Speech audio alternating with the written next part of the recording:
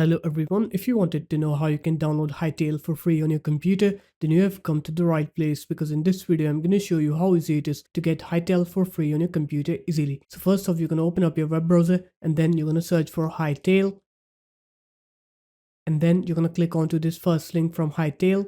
Once you're here, what you're going to do is you're going to click onto download here, and then here you're going to click on to download for Windows. Wait for it to complete downloading.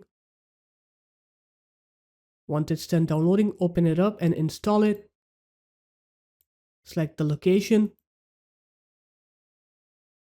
click next, and then it will open up the Hytale launcher. And now you'll have to either sign in or create an account for Hytale. So you're going to click on to sign in on here. It will open up the web browser for you.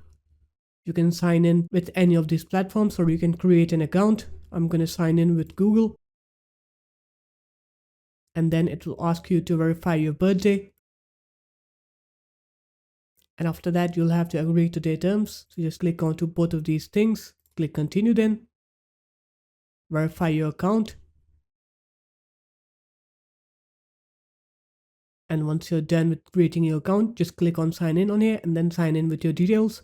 And then you'll be able to play Hytale. So there it is guys, that's how easy it was.